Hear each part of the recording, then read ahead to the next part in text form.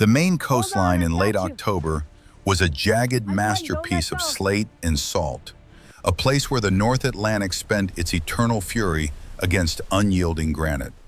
The air carried the scent of decaying kelp and the sharp, metallic tang of an approaching frost. You In were the there heart of that this night, weren't you? wild beauty I sat the was Sterling not. Your farmhouse, testimony is a inconsistent structure with the of evidence. That is your white-painted cedar interpretation. that had We weathered can't 2 just leave. centuries of We have nor'easters. no choice. It It's was too a house that dangerous. looked like its No, owner, both of you. stubborn, silent, and deeply rooted. Eleanor Valkyrie Sterling sat in her weathered oak rocking chair on the porch, the rhythmic creak thud of the wood against the floorboards acting as a metronome for her thoughts. At 70, Eleanor was a study in controlled stillness. Her silver hair was pulled back into a bun so tight it seemed to sharpen the regal, military lines of her jaw. Her eyes, the color of a storm-tossed sea, rarely blinked. To a casual observer, she was just a grandmother watching the tide. To a trained eye, she was a commander surveying her perimeter. Beside her, 9-year-old Cassidy sat on a low wooden stool. Between them lay a vintage AN/PRC 77 radio, a Prick 77 in Marine parlance. It was a heavy, olive-drab box of vacuum tubes and wires, smelling of ozone and half a century of history. Cassidy's small fingers were dirt-smudged as she carefully cleaned the cooling fins with a soft brush. "Grandma, why do we keep this old thing?" Cassidy asked, her voice a bright contrast to the low moan of the wind. "The iPad is faster."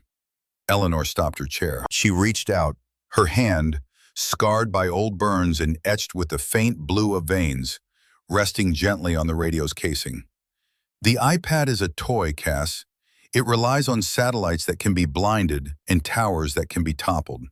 But this is a pulse. It's physics. As long as there is air to carry a wave, this radio can find a friend in the dark. It's about the core, little one. In life, as in radio, if your foundation is frayed, the truth gets lost in the static." "Is that what happened to Mom?" Cassidy whispered, her eyes dropping to her boots. Eleanor felt a sharp, familiar ache in her chest.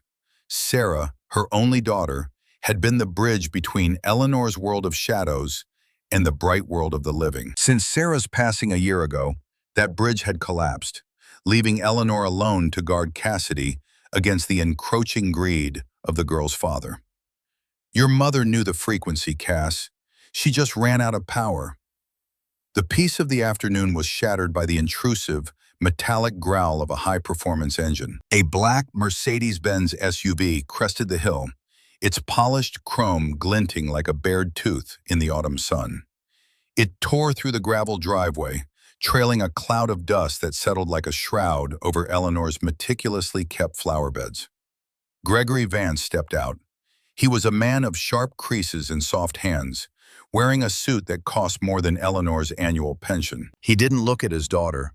He looked at the house, his eyes measuring the square footage of the prime coastal real estate with the cold hunger of a developer.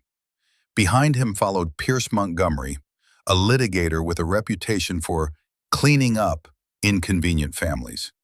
He carried a slim leather briefcase with the predatory grace of a shark. "The gate was closed for a reason, Gregory," Eleanor said, her voice a low, melodic rasp that carried across the yard without her having to raise it. "The gate was an inconvenience, Eleanor," Gregory replied, stopping at the base of the porch steps. He refused to step onto the wood. He knew it was her high ground. "We've tried to be patient. We've given you time to grieve. But this warrior training you're giving my daughter, it's the end of the line. You're filling her head with fantasies, and it's time to bring Cassidy back to reality." Montgomery stepped forward, clicking open his briefcase. The sound was like a hammer cocking. "Mrs. Sterling, we've filed the petition, emergency custody, full guardianship, and a court-ordered psychiatric evaluation. We believe you are suffering from late-stage delusional grandiosity. The colonel is being relieved of duty." Eleanor didn't move. She didn't flinch. But deep in her mind, the static began to rise. The same static she had heard on a humid night in Beirut 40 years ago. The Annapolis courthouse was a monument to the weight of the law, a cathedral of cold marble and polished mahogany where lives were reduced to docket numbers and legal precedents. For the men sitting in the gallery, many of them veterans with faded caps and stiff shoulders, the atmosphere was oppressive. They had come to watch a stolen valor case, the kind of scandal that turned blood into ice in the veteran community. Eleanor sat at the defense table. She wore a structured red blazer, the color of a guidon in the wind. She sat with her spine as straight as a bayonet, her back never touching the chair. On her lapel sat the eagle, globe, and anchor pin. It was a small, tarnished piece of brass, its details worn smooth by decades of thumbing. To the lawyers, it was a prop. To Eleanor, it was a sacred relic. "All rise," the bailiff, a burly man named Vance, intoned. Judge Henderson took the bench. He was a man who had seen the worst of human nature, his face a map of judicial weariness. He looked at Eleanor, then at the mountain of documents Pierce Montgomery had piled onto the plaintiff's table.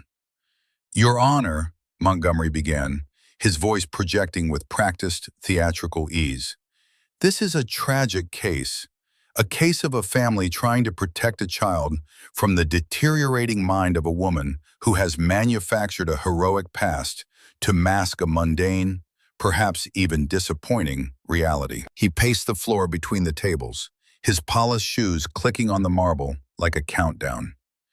"Mrs. Sterling tells her granddaughter she was a colonel. She tells her she led a unit called Valkyrie. She regales the girl with tales of Beirut, of Desert Storm, of saving lives in the ruins of a bombed-out city. But let us look at the facts, real, documented facts, from the National Personnel Records Center." He projected a document onto a large screen. The blue-inked stamps of the Department of the Navy looked cold and final. Exhibit A, the official service record of Eleanor Sterling. According to these documents, the respondent served one 4-year enlistment from 1976 to 1980. Her rank at discharge? Sergeant. Her MOS? 2841, ground radio repairer. She spent her entire career at Camp Lejeune in Quantico.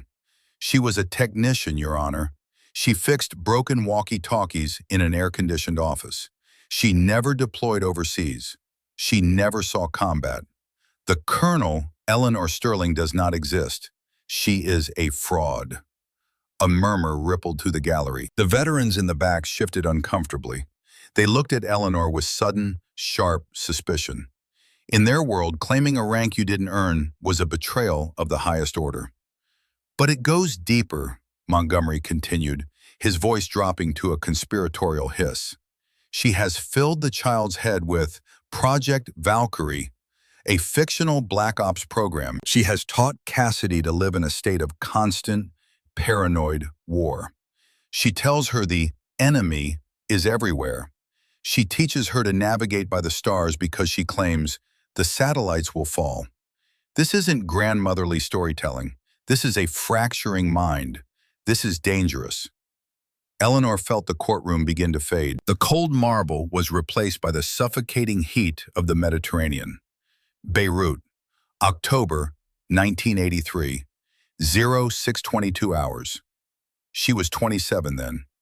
Officially, she was a sergeant on a routine training rotation.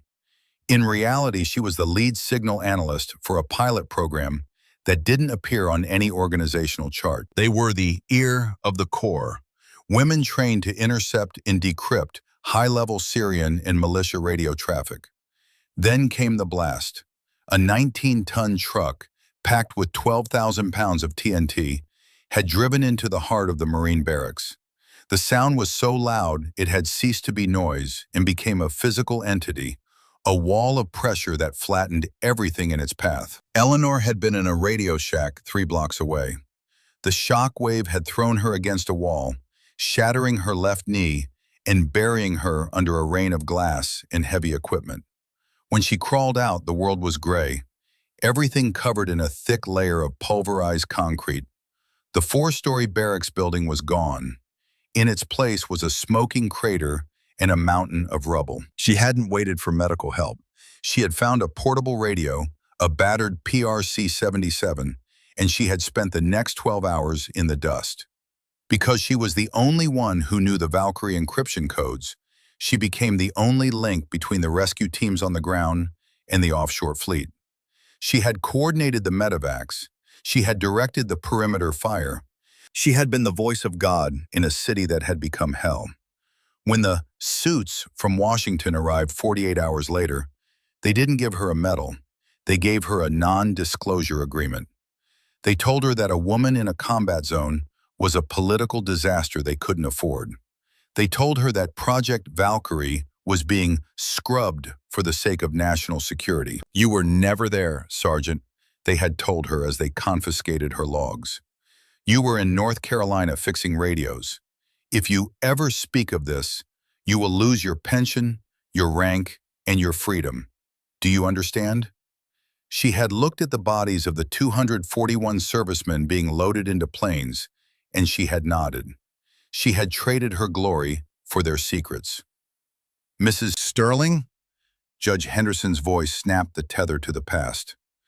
"The records provided by the Department of the Navy are quite explicit. Do you have any evidence, any physical proof to counter these findings?" Eleanor stood up slowly, her knee held together by pins and stubbornness, ground with every inch of movement. She didn't use the table for support. "The records are correct on paper, Your Honor," she said, her voice steady and clear, vibrating with an underlying power that made the court reporter pause. "On paper, I am a sergeant. On paper, I never left the States.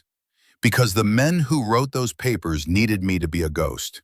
They needed a clerk because a colonel wasn't allowed to exist in the shadows where I worked. But the men whose names are on the wall in D.C., they know where I was." Montgomery let out a sharp, condescending laugh. "Your Honor, please, this is the secret soldier defense. It's a classic symptom of delusional grandiosity. When the facts don't fit the fantasy, she simply invents a conspiracy to cover the lie. She's quoting spy novels to justify her stolen valor." "I am not a liar, Mr. Montgomery," Eleanor said, turning her gaze on him. It was a gaze that had stared down snipers in the Bekaa Valley.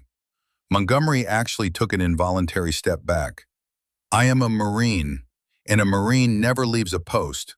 Right now, my post is my granddaughter." Gregory Vance stood up, his face a mask of feigned agony. "Your Honor, look at her. She's living in a movie. She's terrifying my daughter with these ghost stories. Cassidy hides under her bed during thunderstorms because this woman told her it sounds like incoming rounds. She's destroying the child's sense of safety because she can't let go of a lie." Judge Henderson looked at Cassidy, who was sitting in the front row, clutching the small, tarnished compass Eleanor had given her. The girl looked terrified, not of her grandmother, but of the cold, sterile world the lawyers were building around her. "Mrs. Sterling," Henderson said, his voice heavy with resignation, "this court deals in tangible evidence. I will give you a 1-hour recess. If by the end of that hour you cannot provide one witness, just one person of standing who can verify your rank and your story, I will have no choice but to sign the custody order and recommend you for a psychiatric hold."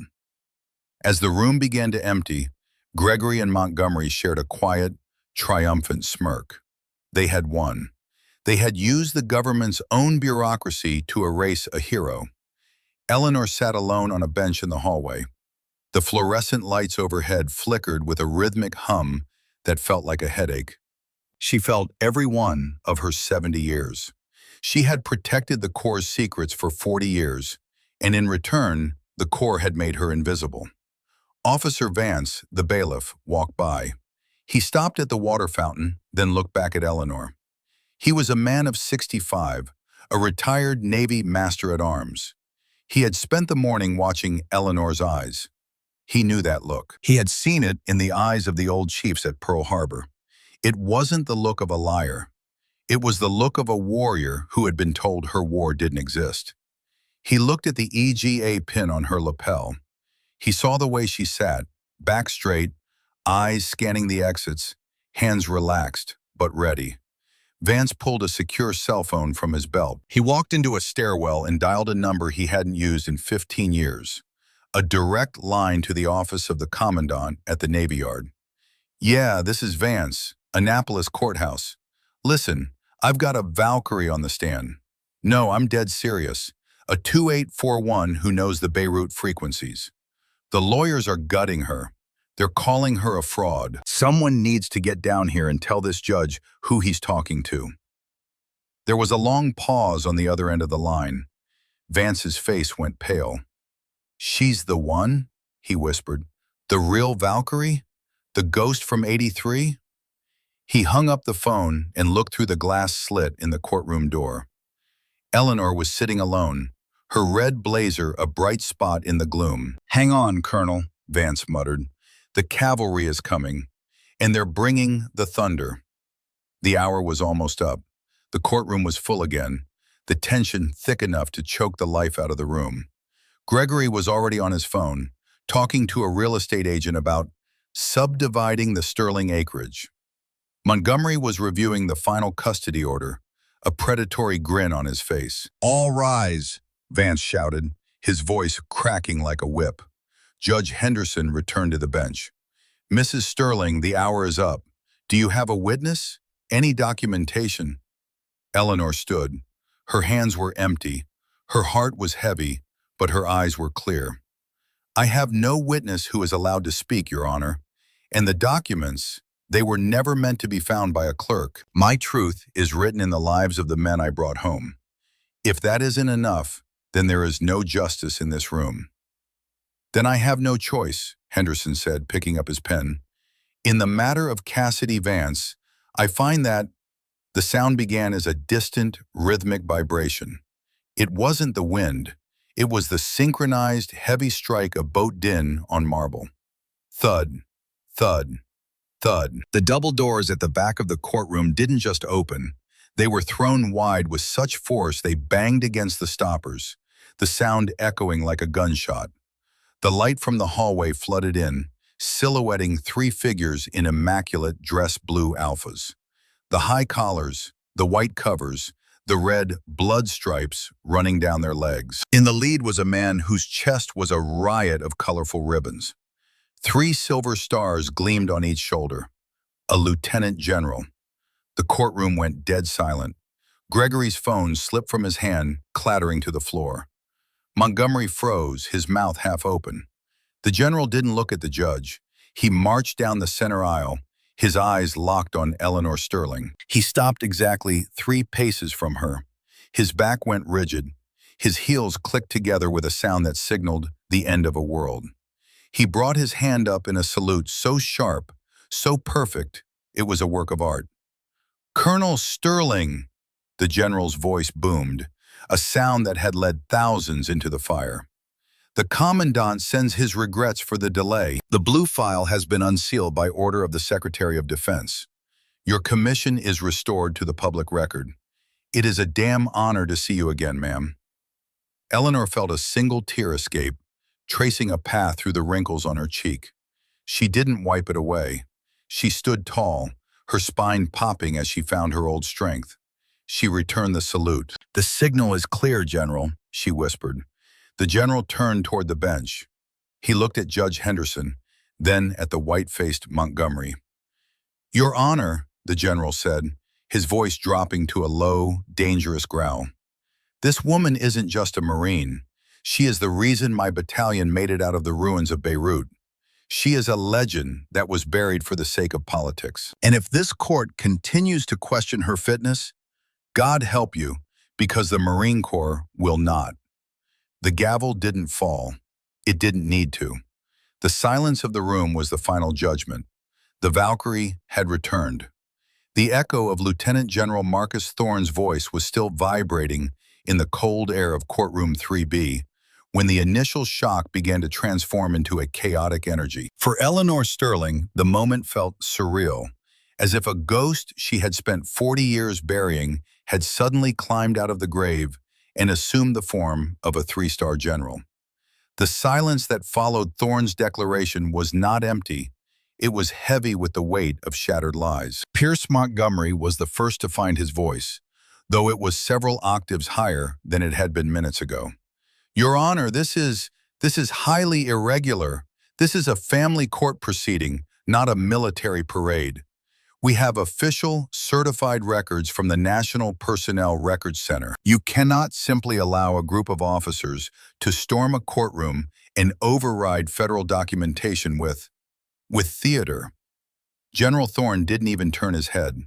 He remained at attention, his eyes fixed on Eleanor, his hands still vibrating from the force of the salute he had just rendered. Beside him, the sergeant major, a man who looked as though he were carved from the very granite of the Maine coast, kept his gaze forward, his expression an impenetrable mask of discipline. Judge Henderson, however, was no longer looking at Montgomery. He was looking at the general, and then at the folder the young captain had stepped forward to place on the bench. The folder was bound in blue leather, stamped with the seal of the Department of Defense, and marked with a bright red stripe that signaled its restricted status. Mr. Montgomery, Henderson said, his voice unusually quiet, the men in this room are not actors, and the documents currently sitting on my bench are not theater. They are the unsealed blue files of the United States Marine Corps, hand-delivered by the base commander of Quantico. Sit down. Gregory Vance felt the floor beneath him liquefying. He gripped the edge of the plaintiff's table, his knuckles turning a stark, bloodless white. This wasn't supposed to happen. Eleanor was supposed to be a broken old woman, a relic of a forgotten era whose mind had frayed. He had spent months carefully constructing a narrative of senility and stolen valor. He had hired private investigators to scour her past, finding only the clerk record because that was the only thing the public was allowed to see. He had bet everything on the fact that the government's secrets would remain secret. Your Honor, Eleanor said, stepping forward. Her voice was no longer the low rasp of a grandmother on a porch. It was the Valkyrie voice, a sound that commanded the frequency. If the court permits, I believe the general has brought the clarity you requested. General Thorne, the judge said, opening the blue folder. This record, it contradicts every piece of evidence presented by the plaintiff this morning. It lists Colonel Eleanor Sterling as a primary architect of signal intelligence during the 1980s. It mentions missions in Grenada, the Bekaa Valley, and Panama. It does, Your Honor, Thorne replied, finally turning toward the bench. In 1983, the Marine Corps realized that our communications were our greatest vulnerability. We needed a unit that could operate in the gray space, officers who could repair a radio 1 minute and decrypt an enemy strike order the next. We needed Valkyrie. Colonel Sterling was the first. Because of the nature of her work, her commission was shadow-ranked. To the world, she was a sergeant. To the commandant, she was the person who kept the Corps from walking into ambushes. Montgomery, seeing his professional reputation crumbling in real time, made a desperate move. Even if, and I stress if, this woman had a secret military career 40 years ago, it does not change the present reality. She is currently a 70-year-old woman suffering from paranoia. My client has provided medical affidavits showing she has been prescribed heavy psychotropic medications. She has night patrols on her property. She is teaching a 9-year-old girl to live in a state of combat. Being a hero in 1983 does not make you a fit guardian in 2026. Eleanor's eyes sharpened. This was the second part of their ambush. If they couldn't win on the lie, they would win on her instability. Let's talk about those medical affidavits, Mr. Montgomery, Eleanor said, her voice dropping to a dangerous whisper. And let's talk about the medications you claim I'm taking. Gregory's heart hammered against his ribs. He had been careful. He had Hoylo doctor, Eris Thorne, no relation to the general, a psychiatrist in Portland, to write a report based on a telehealth observation that never actually happened. He had also been slipping supplements into Eleanor's tea during his brief, forced visits over the summer, bottles he had labeled as vitamins, but were actually sedative-class prescriptions he'd acquired through less than legal channels. "The pills you found in my cabinet, Gregory," Eleanor continued, turning to face her son-in-law. "The ones you photographed for your evidence? I never took them. I'm a Marine, Gregory. I don't ingest anything I haven't vetted myself. I knew from the moment you stepped back into my life after Sarah's funeral that you weren't there for Cassidy. You were there for the land. I had those pills analyzed at a private lab 3 weeks ago." She pulled a single sheet of paper from the pocket of her red blazer. It was a lab report. "The vitamins you gave me were phenobarbital, a sedative used to treat seizures and anxiety, but in the doses you were providing, it was designed to make me look lethargic, confused, and, as you so eloquently put it, senile." A collective gasp went through the gallery. The veterans in the back were now leaning forward, their faces twisted in disgust. This wasn't just a custody battle anymore. It was an assassination attempt on a hero's dignity. Judge Henderson's face went from pale to a deep, thundering red. He took the lab report from the bailiff, his eyes scanning the chemical breakdown. "Mr. Vance, if this report is accurate, you have not only committed perjury, but you have also attempted to chemically incapacitate a senior citizen." "It's a lie," Gregory shouted, his voice cracking. "She's a spy. She probably forged that lab report herself. She's using her Valkyrie skills to frame me." "Sit down, Mr. Vance," Henderson roared, banging his gavel with such force the sound echoed like a gunshot. "Officer Vance, secure the plaintiff. He is not to leave this courtroom." The bailiff, the retired Navy man who had made the call to the Pentagon, stepped behind Gregory. He placed a heavy hand on the younger man's shoulder. It wasn't an arrest yet, but it was a promise. General Thorne stepped toward the witness stand, looking at Eleanor with a respect that bordered on reverence. "Ma'am, if I may, there is more in the file than just her rank. There is the matter of the Harding Initiative, the program she currently runs." "The program she runs?" Montgomery stammered. "She's a retiree who lives on a farm." "Colonel Sterling is the senior consultant for the USMC Women's Leadership and Intelligence Program," the general stated, his voice ringing through the chamber. "She works remotely for Quantico, mentoring the next generation of female intelligence officers. The night patrols Mr. Montgomery mentioned? Those were part of a field testing protocol for new encrypted mesh network devices.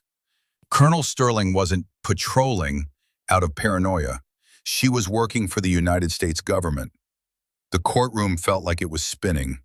Every proof Montgomery had brought to the table, the records, the medicine, the patrols, was being flipped on its head. The very things they had used to paint her as a crazy old woman were in fact evidence of her continued excellence in service. But Eleanor wasn't finished. She looked at Cassidy, who was now standing by the railing, her eyes bright with a fierce, burning pride. The girl wasn't crying anymore. She was watching her grandmother win. "Gregory," Eleanor said, her voice cutting through the murmurs of the gallery, "you thought you were the only one who did his homework, but I was a signal intelligence officer when you were still in grade school. I don't just listen to radios. I listen to money." She looked at the judge. "Your Honor, Gregory Vance is a man under pressure. His Vance Capital firm is 3 months away from a total collapse. He has been diverting funds from his daughter's trust, funds Sarah set up before she died, to cover his losses. The only way he can hide the theft is to gain full guardianship of Cassidy and the Sterling estate, giving him the legal authority to liquidate the assets." She pulled another set of papers from the captain's folder. These weren't military records. They were bank statements and wire transfer logs.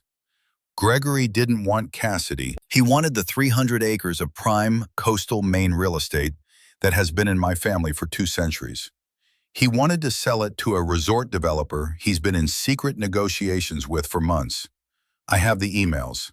I intercepted the encrypted communications he thought were private. Montgomery slumped into his chair. He looked at his client, the man who had promised him a massive payout once the Sterling land was sold. and saw a sinking ship. Gregory was no longer the confident widower. He was a cornered animal, sweating through his $5,000 suit. "Is this true, Mr. Vance?" Judge Henderson asked, his voice dripping with ice. Gregory didn't answer. He couldn't. The Valkyrie had jammed his frequency. She had anticipated every move, countered every strike, and now she was standing over him with a metaphorical bayonet. "I think," the judge said, his pen hovering over the final order, "that we need to take a very different look at the fitness of the parents in this room. General Thorne, I assume the Marine Corps is prepared to verify these documents in a formal capacity." "The Corps is prepared to do whatever is necessary to protect one of its own, Your Honor," Thorne replied. "Colonel Sterling has served this country with a level of distinction that few will ever understand. She has earned the right to live her life in peace, raising her granddaughter in the traditions of honor, courage, and commitment." The judge turned to Eleanor. "Colonel Sterling, I must apologize, not just for the conduct of this court, but for the fact that a woman of your stature was ever forced to defend her own existence in this manner." Eleanor gave a slight, almost imperceptible nod. "Justice is a process, Your Honor. Sometimes you have to clear the static before you can hear the truth." "Indeed," Henderson said. He looked at Gregory and Montgomery. "I am denying the petition for custody. I am affirming Colonel Sterling's full and total guardianship of Cassidy Vance. Furthermore, I am ordering an immediate freeze on all of Mr. Vance's assets pending a criminal investigation into fraud, perjury, and the attempted poisoning of a senior citizen." He slammed the gavel down. Crack. "Court is adjourned." The room erupted. The veterans in the gallery stood as one, cheering and whistling. Several of them walked toward Eleanor, their hands outstretched. They didn't see a fraud anymore. They saw a sister in arms. They saw a colonel. Cassidy leaped over the railing, throwing herself into Eleanor's arms. "I knew it, Grandma. I knew you were the Valkyrie." Eleanor held the girl close, the scent of lavender and salt air filling her senses. For the first time in 40 years, she felt the weight of the secrets lift. She was no longer a ghost. She was no longer the radio repairer from North Carolina. She was Eleanor Sterling, and she was home. But as Gregory was led out in handcuffs by Officer Vance, he turned his head, a look of pure, unadulterated hatred in his eyes. "This isn't over, Eleanor. You think your general can protect you 24/7? You're an old woman. You're still an old woman."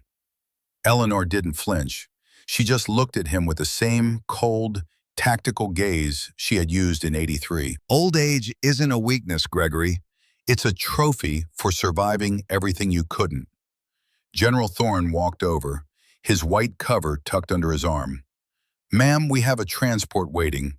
The Commandant would like to see you at the Navy Yard. He thinks it's time for a proper ceremony, one with the full band and a real medal." Eleanor looked at Cassidy, then back at the general. She felt the pins in her knee, the ache in her back, and the silver in her hair. She looked at the eagle, globe, and anchor pin on her blazer, the one the lawyer had called a piece of costume jewelry. "The ceremony can wait, General," Eleanor said softly. "I have a 9-year-old who needs to learn how to calibrate a sextant, and I have a farm that needs tending." "I understand, ma'am," Thorne said, smiling for the first time. "But the invitation stands. The Corps doesn't forget its legends. We'll be ready when you are." As Eleanor and Cassidy walked out of the courtroom, the crowd of veterans parted like the Red Sea. They stood at attention, their backs straight, their hats off. It was a silent tribute, a passing of the colors. Outside, the Maryland sun was bright and cold. The air felt different, cleaner, sharper. Eleanor took a deep breath, the taste of freedom sweeter than any victory she had ever won in the field. She walked toward her old truck, her gait steady despite the pain. Cassidy skipped ahead, her laughter ringing out over the hum of the city. "Grandma?" Cassidy asked, stopping by the truck door. "When we get home, can we use the big radio? Can we call the fleet?" Eleanor smiled, a real bright smile that reached her eyes. She climbed into the driver's seat and looked at her granddaughter. The future, the mission, the reason for every secret she had ever kept. "Tonight, Cass," Eleanor said, turning the key. "Tonight we'll call the whole world, and this time we won't be using any codes." But the victory, as sweet as it was, carried a lingering shadow. As Eleanor drove away from the courthouse, she noticed a silver sedan following at a distance. It wasn't Gregory, he was in a cell. It wasn't the Marines, they were in their transport. She narrowed her eyes, her mind instantly shifting back into tactical mode. Gregory hadn't been working alone. A man with his level of incompetence couldn't have forged those medical records or found a way to scrub her VA history. There was someone else, someone who wanted the Valkyrie silence for reasons that had nothing to do with land or money. She reached under the seat and felt the cold steel of the emergency transmitter she always carried. The frequency was set. The battery was full. "Buckle up, Cass," Eleanor said, her voice dropping into that low, dangerous register. "The terrain is changing. We're going to need to find a new route home." The war wasn't over. It had just moved into a higher frequency. The drive back to the main border took several hours. Eleanor stayed on the back roads, her eyes constantly scanning the rearview mirror. The silver sedan stayed 2 cars back, a persistent ghost in the twilight. It was a professional tale, staying just far enough away to be ignored by a civilian, but glaringly obvious to someone who had spent 3 years in Beirut avoiding car bombs. "Are we playing the silent game again, Grandma?" Cassidy asked, noticing Eleanor's focus. "A different game, Cass. The observation game. Tell me what you see in the mirror." Cassidy adjusted her position, her small face scrunched in concentration. "Silver car, 2 people inside. They've been there since we left the gas station in Portland. They aren't using their blinkers when you do." "Good girl," Eleanor whispered. "That's my Marine." Eleanor knew she couldn't take them back to the farmhouse. Not yet. The farmhouse was her fortress. But a fortress could also be a trap if the enemy knew the layout. She needed a neutral ground, a place where she could turn the hunters into the hunted. She turned off the main highway onto a logging road that wound deep into the pine forests of the Kennebec Valley. The trees were thick here, their needles creating a dark canopy that swallowed the light. The silver sedan followed, its headlights cutting through the gloom. "Cass, I need you to reach into the glove box," Eleanor said, her voice calm but urgent. "There's a small black box with a red light. I want you to flip the switch and hold it tight." "What is it?" "It's a beacon. If I tell you to run, you follow the light on the box. It will lead you to a safe spot I showed you near the old ranger station. Do you understand?" Cassidy's eyes went wide, but she didn't cry. She nodded, her small fingers gripping the black box as if it were a lifeline. Eleanor accelerated, the truck's tires spitting gravel. The silver sedan did the same, the gap closing. They were done being subtle. They knew she had spotted them. She rounded a sharp bend where the road narrowed between 2 steep embankments. This was the spot. She slammed on the brakes, the truck skidding to a halt, blocking the road. "Down, Cassidy! Stay on the floorboards!" Eleanor stepped out of the truck before the silver sedan could even stop. She didn't have a weapon, not a conventional one, but she had spent her life mastering the environment. She grabbed a heavy iron lug wrench from the bed of the truck and stood in the center of the road, silhouetted by the sedan's headlights. 2 men stepped out of the silver car. They weren't lawyers. They weren't businessmen. They were built like brick walls, wearing tactical jackets and earpieces. "Colonel Sterling," the one on the left said, his voice a flat, Midwestern monotone. "You should have stayed retired. You should have let the clerk story stand." "Who sent you?" Eleanor asked, the wrench held low at her side. "Gregory doesn't have the reach for people like you." "Gregory was a means to an end," the man replied. "The people we work for prefer their legends dead and their secrets buried. You're a liability, ma'am. The things you heard in '83, the names you decrypted, some of those people are still in power. and they don't want a Valkyrie testifying in a public courtroom. Then you've made a tactical error, Eleanor said, a cold smile spreading across her lips. You followed a radio officer into a dead zone. She reached into her pocket and pressed a button on a small remote. Suddenly, the forest around them erupted in a high-pitched, localized screech, a sound so intense it made the men drop their weapons and claw at their ears. It was an acoustic deterrent, one of the devices Eleanor had been field testing for the Marines. In the confusion, Eleanor moved with a speed that defied her 70 years. She wasn't an infantryman, but she knew the anatomy of a signal. She struck the first man's wrist with the wrench, sending his handgun flying into the brush. She followed up with a sharp kick to his knee, the same knee she had seen shattered in others, and he went down with a roar of pain. The second man tried to draw his weapon, but the acoustic pulse was disorienting his balance. He stumbled, his vision blurring. Eleanor didn't wait. She used the weight of the wrench to sweep his legs out from under him. Within 30 seconds, both men were on the ground, incapacitated by the sound and the swift, brutal efficiency of a woman who had nothing left to lose. Eleanor turned off the device. The sudden silence was deafening. She picked up the dropped handgun, a Sig Sauer, and checked the chamber. Loaded. Professional. Tell your friends, Eleanor said, standing over the lead man, her breath coming in steady, controlled bursts. The clerk is dead, but the Valkyrie is wide awake.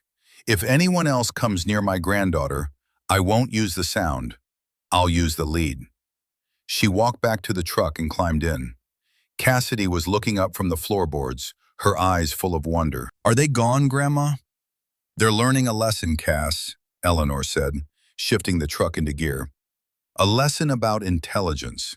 You never judge the enemy by their appearance. You judge them by their capabilities. She drove away, leaving the silver sedan and the two men in the dust of the Maine woods. As they reached the main road, Eleanor's radio crackled to life. It wasn't the Prick 77. It was the secure link the general had given her. Valkyrie, this is Thorne. We've picked up 2 anomalies on the northern logging routes. Do you require assistance? Eleanor looked at Cassidy, who was now leaning her head against the window, watching the stars come out. Negative, Thorne, Eleanor replied, her voice firm and clear. The anomalies have been neutralized. I'm heading home, but tell the commandant, I've changed my mind about that ceremony. Oh? I'll be there on Monday, Eleanor said, and I'm bringing my own security. She clicked off the radio and drove into the night.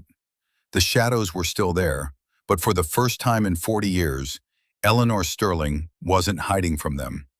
She was hunting them. The following morning, the Sterling farmhouse was bathed in the soft, pink light of a Maine sunrise. Eleanor was in the kitchen, brewing a pot of strong, black coffee. The house was quiet, save for the ticking of the grandfather clock in the hall. She looked out the window at the garden. The frost had settled on the pumpkins, turning them into glittering jewels. It was a beautiful world, a world worth fighting for. She heard the soft patter of feet. Cassidy appeared in the doorway, wearing an oversized Marine Corps sweatshirt Eleanor had given her. Grandma? Yes, Cass. Can we go to the cemetery today? I want to tell Mom what happened. Eleanor set down her coffee cup and walked over to the girl. She pulled her into a hug, feeling the strength in the child's small frame. I think she already knows, honey. But yes, we'll go. They drove to the small hillside cemetery overlooking the ocean. Sarah's grave was marked by a simple granite headstone.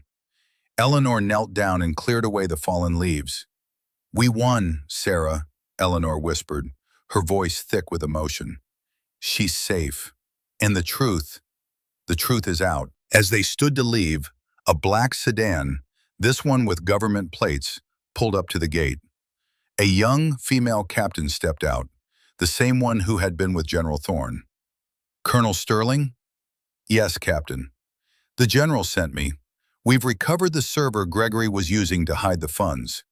It wasn't just him. There's a link to a private security firm, the one that sent those men last night. It's a group called Apex Solutions. They're a front for some of the names in your 83 files. Eleanor's jaw tightened. I suspected as much.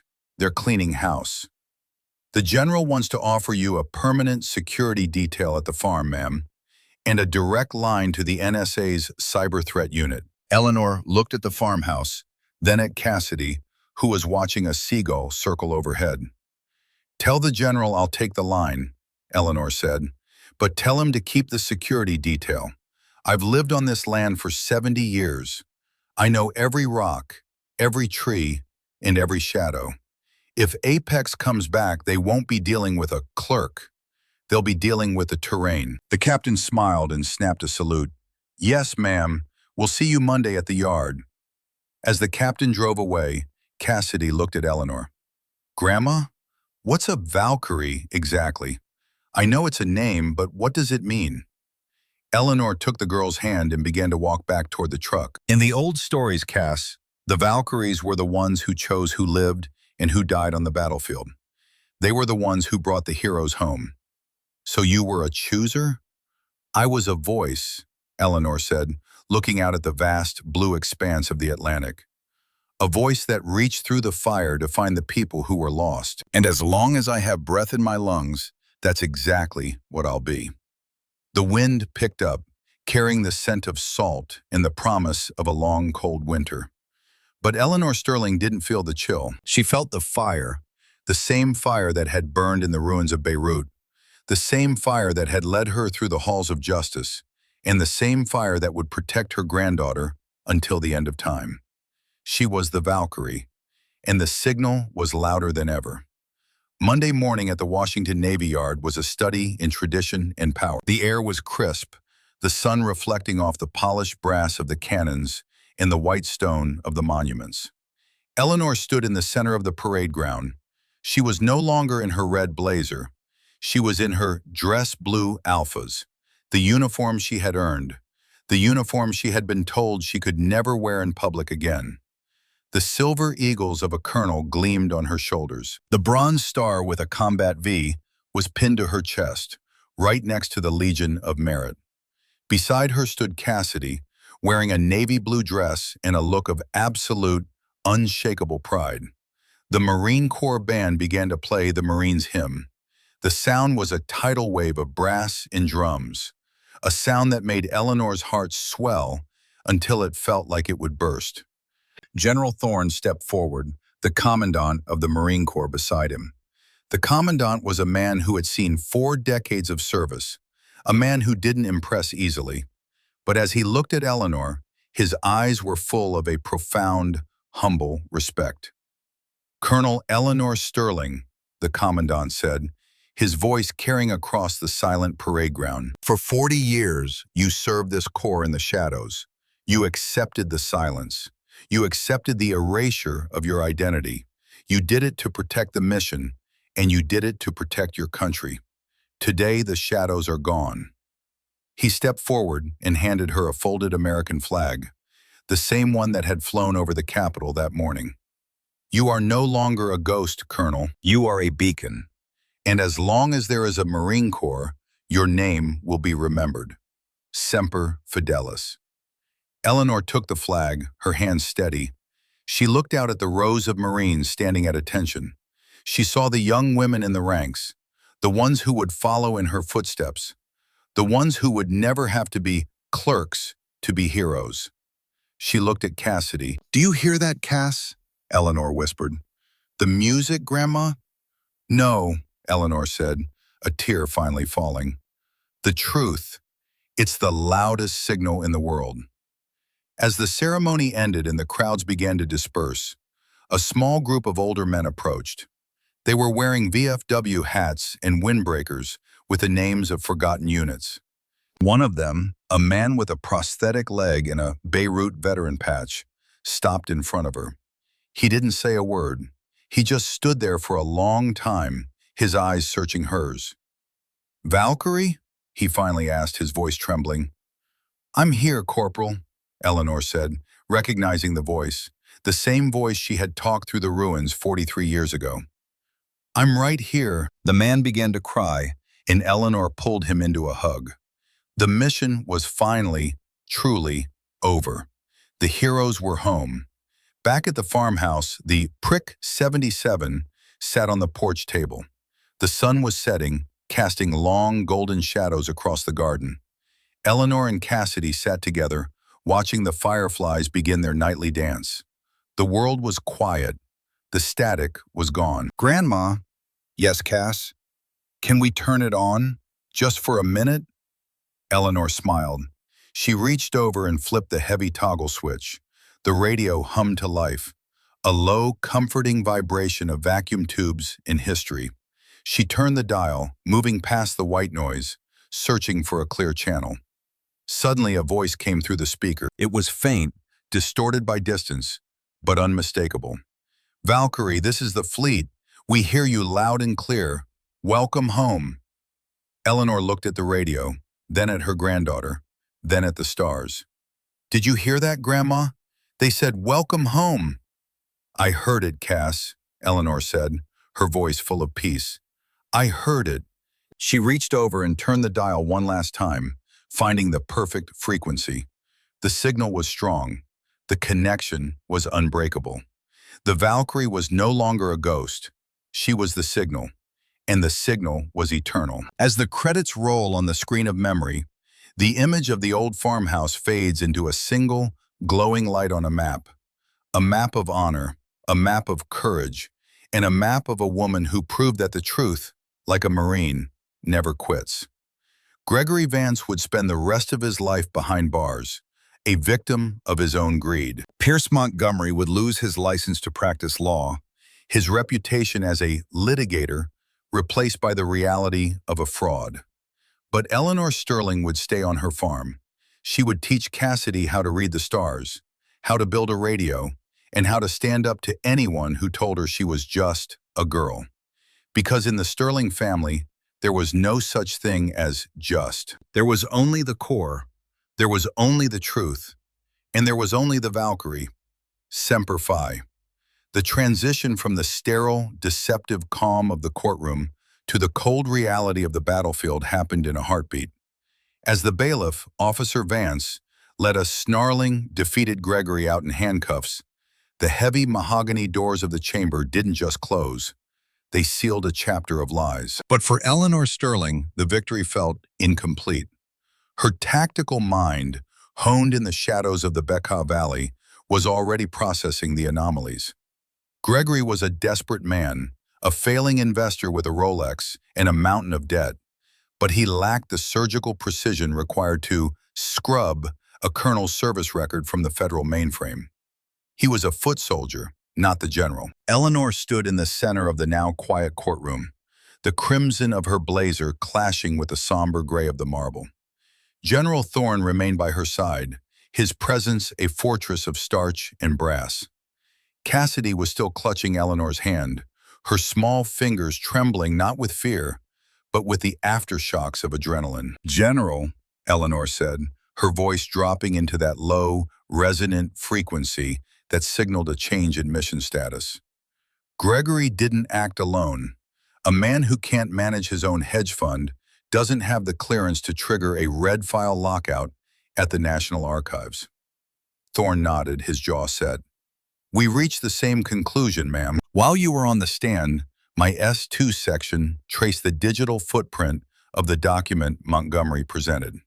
It didn't originate from the Navy Yard. It was routed through a private server in Northern Virginia, a firm called Apex Solutions." The name hit Eleanor like a physical blow. Apex. It was a sanitized, modern front for the same interests that had benefited from the chaos of 1983. In the aftermath of the Beirut bombing, while the world was mourning, certain intelligence contractors had moved in to fill the vacuum, selling weapons and information to the highest bidder. Eleanor, under her Valkyrie call sign, had intercepted the wire transfers that linked those contractors to the militia that had facilitated the truck bomb. For 40 years, she had held that leverage in a secure, encrypted, dead man's switch. By attempting to declare her senile and incompetent, Apex wasn't just helping Gregory get a farm, hiding behind a family dispute. They were trying to invalidate any future testimony she might give. They were trying to kill a ghost. "They're coming for the switch, aren't they?" Eleanor asked. "They already tried," Thorne replied, glancing at the young captain behind him. "We intercepted a tactical team moving toward your property in Maine 2 hours ago. They weren't there for the real estate. They were there for your archives." Eleanor felt the pins in her knee throb. The farmhouse, the basement, the vintage Prick 77 radio that wasn't just a radio, but a housing for the most dangerous data in the history of the Mediterranean theater. "Cassidy, honey, I need you to go with the captain. She's going to take you to a safe place at the base. I have to go home." "No!" Cassidy's voice was sharp, echoing off the mahogany.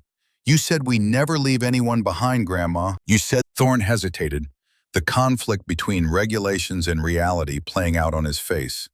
Finally, he gave a sharp nod. "We'll provide a low-profile escort to the state line. From there, it's your theater, Colonel." The drive back to Maine was a silent, high-speed transit.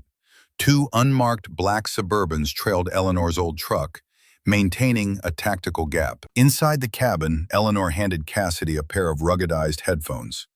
"Listen for the sweep, Cass. If you hear 3 rapid pulses, it means they've tripped the perimeter sensors. You tell me immediately." "I'm on it, Valkyrie," the girl said, her voice steady.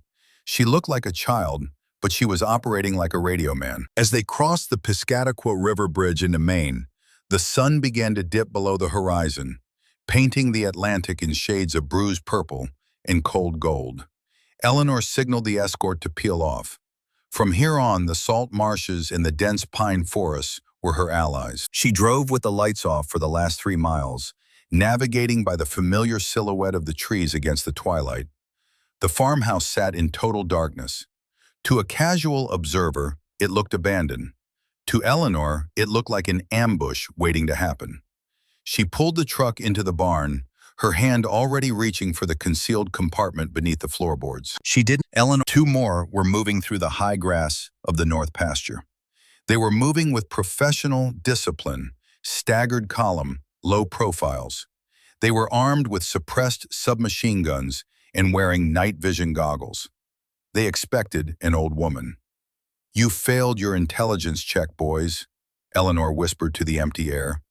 She tapped a sequence on the tablet. In the north pasture, a series of high-intensity strobe lights, hidden inside rotted fence posts, erupted in a blinding, disorienting flicker. The heat signatures scrambled, the men clawing at their goggles as the light overloaded their sensors.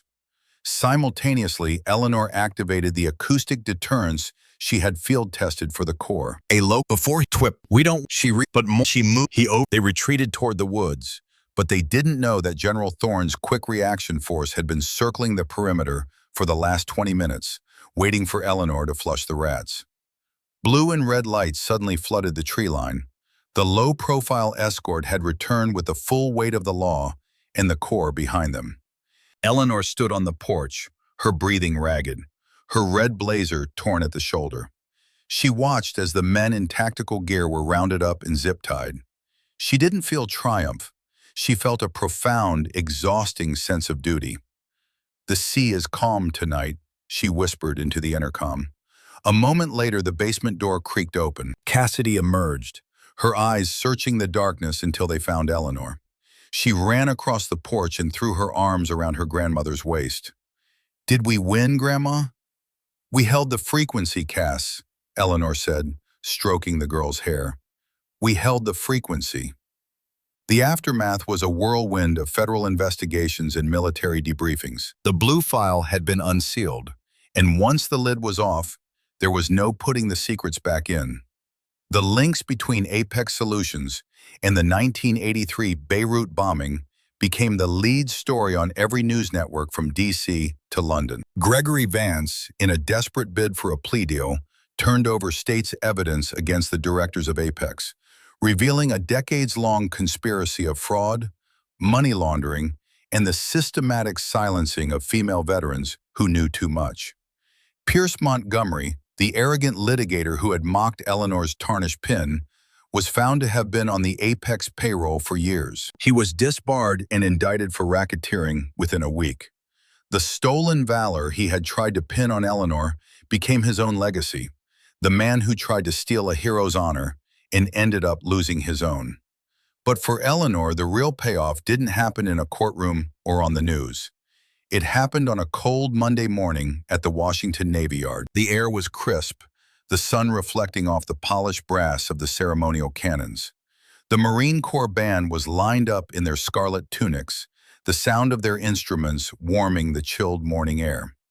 A sea of dress blue uniforms filled the parade ground, generals, sergeants, and privates, all standing with a rigidity that spoke of deep, unforced respect. Eleanor stood in the center of the asphalt.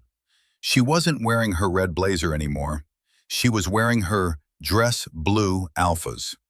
The high collar felt familiar against her neck. The silver eagles of a colonel gleamed on her shoulders, no longer shadow-ranked, but fully commissioned and recognized. On her chest, the bronze star with a combat V hung next to the combat action ribbon and the Purple Heart. Beside her, Cassidy stood in a navy blue dress, her back as straight as her grandmother's. She was the youngest person in the history of the yard to be invited to the reviewer's stand.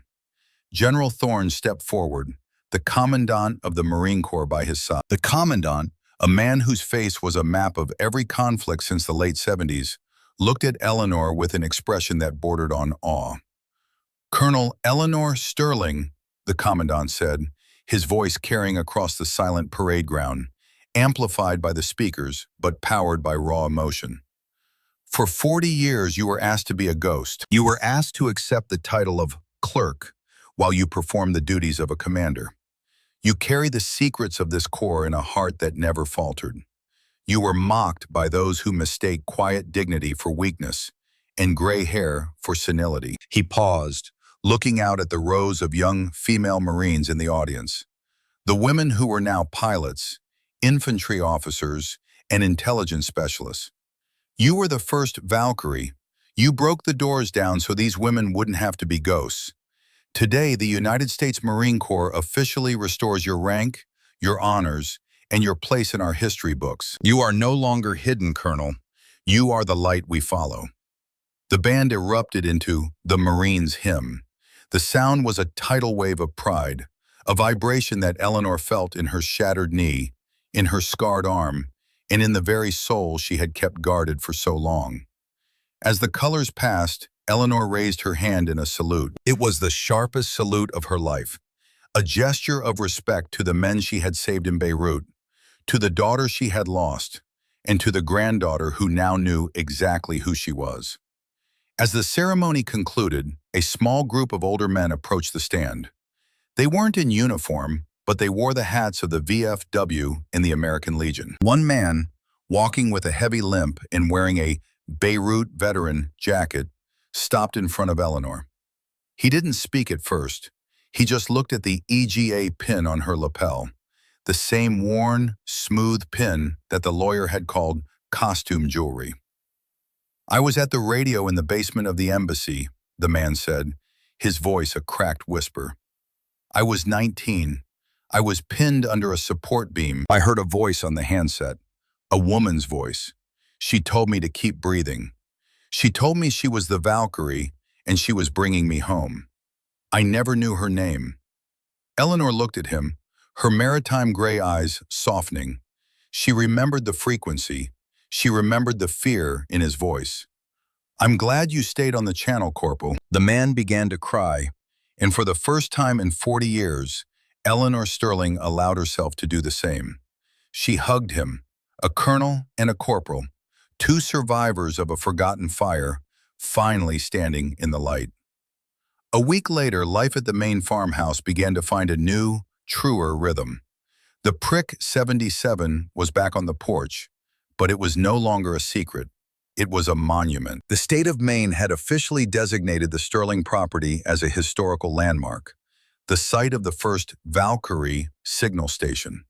The resort developers had fled, Gregory's assets had been seized to pay back Cassidy's trust fund, and the town of Annapolis had issued a public apology to the woman they had nearly allowed to be silenced. It was a Saturday afternoon, the kind of day where the air smells of pine needles and the distant, coming snow. Eleanor was in the garden, helping Cassidy plant a new row of winter kale. "Grandma?" Cassidy asked, leaning on her small shovel. "Yes, honey." "Will they come back? The people from the woods?" Eleanor stood up, dusting the soil from her knees. She looked toward the tree line, where a small, discreet security detail from the Marine Corps now maintained a permanent, respectful watch. But she didn't look at them for comfort. She looked at the horizon. "They might try, Cass. The world is full of people who prefer the darkness.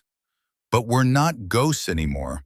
We're a signal. And a signal that's being watched by the whole world is very hard to jam." Cassidy smiled, then pointed toward the porch. "Look, the light is blinking." They walked up the steps together. The old radio was humming, its vacuum tubes glowing with a warm, amber light. A message was coming through. Not an encryption, not a secret order, but a clear channel transmission from the Navy Yard. "Valkyrie, this is Thorne. The Harding Initiative Mentorship Program officially launches tomorrow. Your first class of officers is ready. They're waiting for the colonel." Eleanor reached for the handset. She felt the weight of it, the weight of 40 years of service, the weight of the truth, and the weight of the future. She looked at Cassidy, who was already reaching for her own small notebook, ready to take notes. "Thorne, this is Valkyrie," Eleanor said, her voice clear, calm, and resonant. "The signal is strong. Tell them the standards haven't changed. They don't get easier because you're young, and they don't get harder because you're old. You either meet them or you don't." She clicked the handset off and looked at the eagle, globe, and anchor pin resting on the table next to the radio. "Come on, Cass," Eleanor said, a sparkle of wit in her maritime eyes. "We've got work to do, and I believe I promised to teach you how to intercept a satellite bounce before dinner." The sun set over the Maine coast, casting long golden shadows across the porch. The farmhouse stood tall, a beacon of cedar and granite against the rising tide. The static of the world continued to swirl, full of noise and lies. But on the Sterling porch, the frequency was clear. The colonel was at her post. The granddaughter was at her side. And the Valkyrie was finally, truly, home. As the months passed, the Sterling farm became more than a home. It became a pilgrimage site for a new generation of warriors. Young women in uniform would drive up the winding logging roads, not to serve trats or conduct raids, but to sit on that porch and listen. They listened to the stories that were no longer classified. They listened to the philosophy of the Valkyrie, that intelligence isn't just about what you know, but about who you are when the world is falling apart. Eleanor Sterling never took a penny for the mentorship. She told the Corps that her pension was more than enough, especially now that it reflected her true rank. She spent her days gardening, her nights monitoring the global frequencies with Cassidy, and her weekends teaching the local VFW members how to use modern encryption, a bridge between the old guard and the new. Gregory Vance remained in a federal penitentiary in Pennsylvania. Occasionally, he would write letters to Eleanor, full of the same hollow apologies and manipulative pleas that Sarah had seen through years ago. Eleanor never opened them. She didn't need to. She had learned long ago that some signals are just noise, and a good officer knows when to turn the volume down. One evening, as the first real snow of the winter began to fall, Eleanor found Cassidy in the basement, staring at the copper mesh room where she had hidden during the Apex raid. "What are you thinking about, Cass?"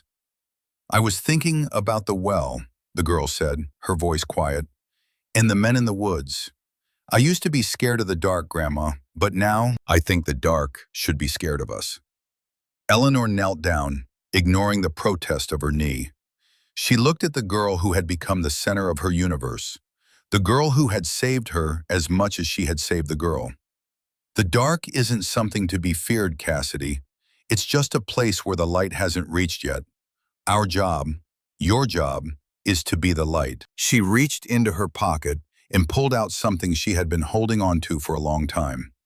It was a new EGA pin, gleaming and sharp, its details crisp and perfect. "The Commandant sent this for you," Eleanor said, pinning it to Cassidy's sweatshirt. "He said that every colonel needs an adjutant, and he's never seen a better one than you." Cassidy's face lit up, a reflection of the amber glow from the vacuum tubes upstairs. She hugged Eleanor, a fierce, tight embrace that smelled of pine and home. "Semper Fi, Grandma. Semper Fi, Marine." They walked up the stairs together, leaving the shadows of the past in the cellar. Upstairs, the Prick 77 was humming, a steady, comforting heartbeat in the center of the storm. The signal was clear, the perimeter was secure, and the Valkyrie was watching. The story of Eleanor Sterling became a legend, told in the barracks of Quantico and the halls of the War College. It was a story of a woman who was mocked for her age and her gender, but who proved that the Marine Corps doesn't have an expiration date. It was a story of the clerk, who was actually a queen, and the grandmother, who was actually a viper. But to the people of the Maine coast, she was just Eleanor, the woman who grew the best kale, fixed the best radios, and always, always kept her eyes on the horizon. For in a world of static, she was the one true frequency, and that signal would never fade. As the years rolled on, the Harding Initiative grew into a global network of female intelligence officers, all of whom carried a small, tarnished EGA pin in their pockets, a reminder of the woman in the red blazer who had held the line when no one else would.